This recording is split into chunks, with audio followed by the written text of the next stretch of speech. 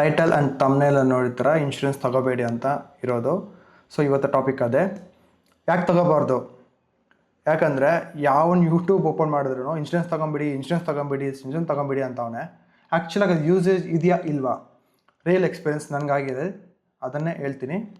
Recently ನನಗೊಂದು fat issue ಇತ್ತು face ಮೇಲೆ, ರಿಮೂವ್ ಮಾಡಬೇಕಂತ ನಾನು ಮಣಿಪಾಲ್ ಹಾಸ್ಪಿಟ್ಲ್ಗೆ ಹೋಗಿದ್ದೆ ಬೆಂಗಳೂರಲ್ಲಿ.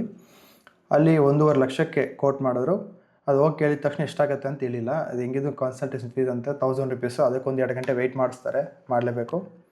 ಆಮೇಲೆ ಆ ಇನ್ಶೂರೆನ್ಸ್ ಅವರು ಪ್ರೋಸೆಸ್ ಮಾಡೋಕ್ಕೆ ಕೇಳಿ ಅಂತ ಹೇಳಿದ್ರು, ಕೊಟೇಶನ್ ಕೇಳಿ ಅಂದರು. ಸೊ ಕೊಟೇಶನ್ ಕೇಳೋಕ್ಕೆ ಹೋದರೆ ಅಲ್ಲೇ ಒಂದು ನಮ್ಮ ತಗೊಂಡು ಪ್ರೊಸೆಸ್ ಮಾಡ್ತೀವಿ, ನೀವು ಮಾಡಿಸ್ಕೊಳ್ಳಂಗಿದೆ ಅಂದರೆ ಸರಿ ಮಾಡಿ, ಅದರಲ್ಲಿ ಏನಿದೆ ಇನ್ಶೂರೆನ್ಸ್ ಇದೆ ಮಾಡಿಸ್ಕೊಳ್ಳೋಣ ಅಂತ ನಾನು ನೋಡಿದ್ರೆ 1.5 ಲಕ್ಷಕ್ಕೆ ಕೋಟ್ ಮಾಡಿದ್ರು.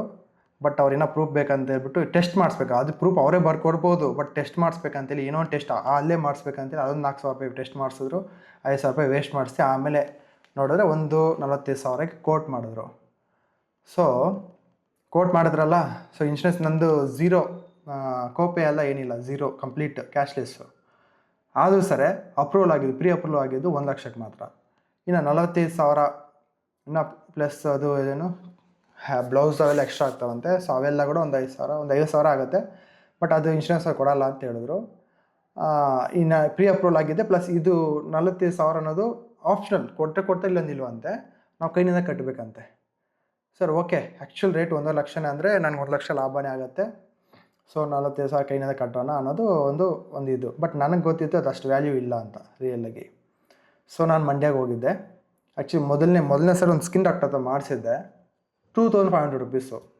ಅವ್ರೇನಂದರೆ ಮೇಲ್ಗಡೆ ಮಾತ್ರ ಸ್ವಲ್ಪ ತೆಗೆದು ಸರಿಯಾಗಿ ಫಿನಿಶಿಂಗ್ ಮಾಡಿಲ್ಲ.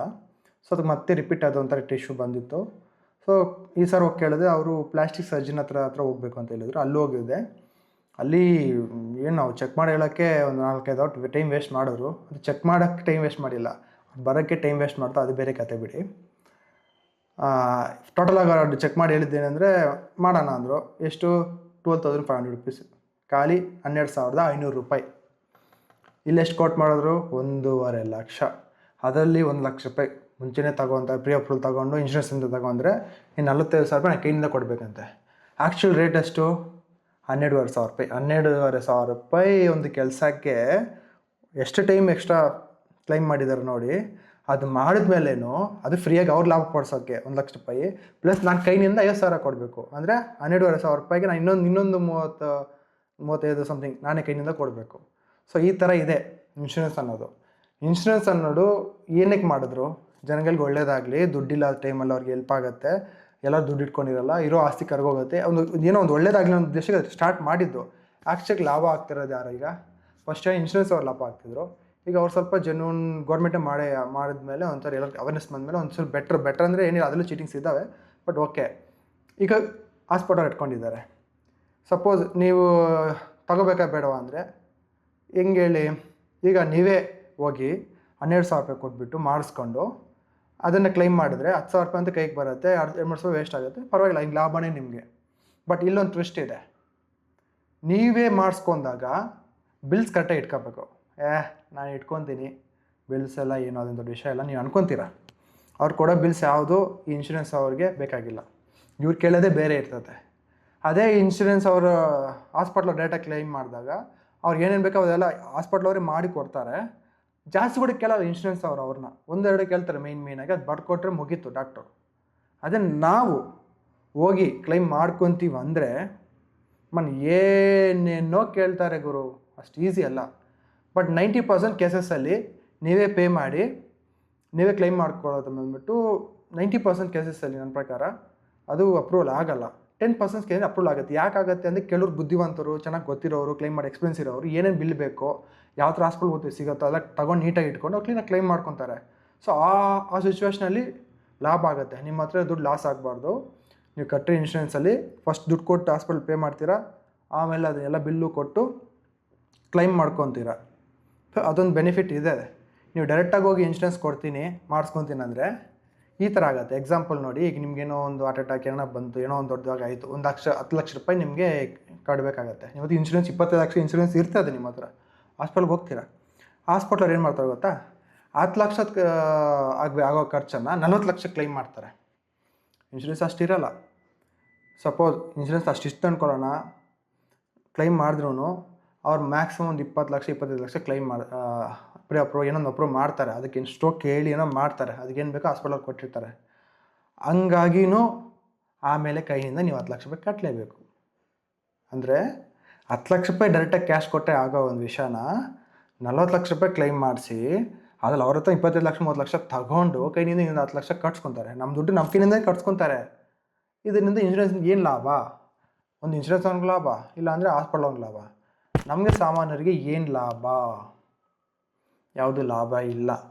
ನಾನು ಎಕ್ಸ್ಪೀರಿಯೆನ್ಸ್ ಮಾಡಿದ್ದೀನಿ ರಿಯಲಾಗಿ. ನನಗಾಯ್ತು ಅಂದ್ಬಿಟ್ಟು ಎಲ್ಲರಿಗೂ ಹಂಗೆ ಆಗುತ್ತೆ ಅಂತ ನಾನು ಹೇಳ್ತಾ ಇಲ್ಲ ಗುರು.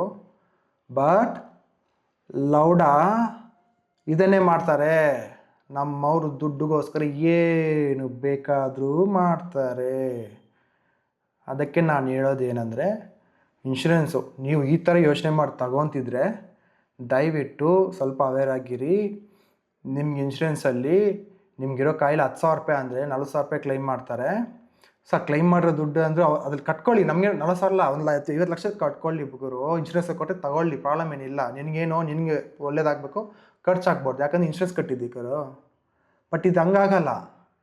10 ಲಕ್ಷ ರೂಪಾಯಿ 40,000 ರೂಪಾಯಿ ಕ್ಲೈಮ್ ಮಾಡಿದ್ರೆ ಇನ್ಶೂರೆನ್ಸ್ ಅವ್ರು 30,000ನೇ ಕೊಟ್ಟರೆ ನೀನು 10,000 ರೂಪಾಯಿಗೆ ಇನ್ನೂ 2,000 ರೂಪಾಯಿ ಜಾಸ್ತಿ ಹಾಕಿ 42,000 ಇದೆ 40. ಇನ್ನು ನೀನು ಕಟ್ಟಬೇಕಂದ್ರೆ ಜಾಸ್ತಿನೇ ಕಟ್ತೀಯ. ಅಂದರೆ ನೀನು ಕ್ಯಾಶ್ ಕೊಟ್ಟು ಮಾಡಿಸ್ಕೊಂಡ್ರೆ ಅಷ್ಟಾಗಲ್ಲ.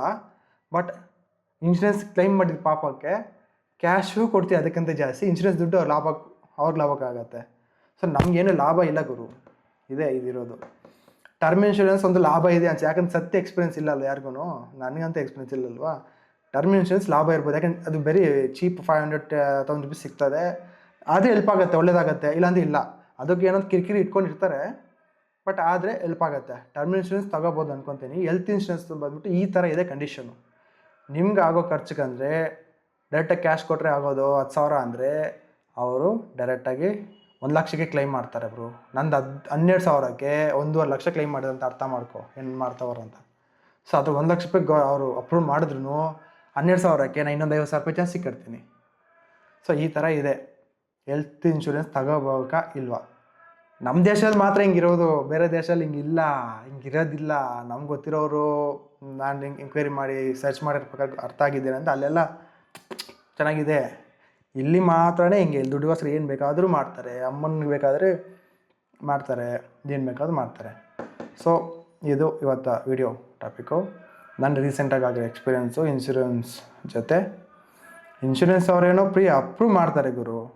ಬಟ್ ಅದು ನಿನಗಂತೂ ಹೆಲ್ಪ್ ಆಗಲ್ಲ ಗುರು. 10,000 ರೂಪಾಯಿದು ಎತ್ಕೊಂಡೋಗಿ 1.5 ಲಕ್ಷ ಮಾಡಿದ್ರಲ್ಲ ಗುರು. ಸೊ ಇದೇ ಥರ ವೀಡಿಯೋಸ್ ಮಾಡ್ತೀನಿ, ನೋಡಿ ಎಂಜಾಯ್ ಮಾಡಿ. ಇನ್ಶೂರೆನ್ಸ್ ತಗೋಬೇಕಾ ಇಲ್ವಾ ನೋಡಿ ಡಿಸಿಷನ್ ತಗೊಳ್ಳಿ. Good luck.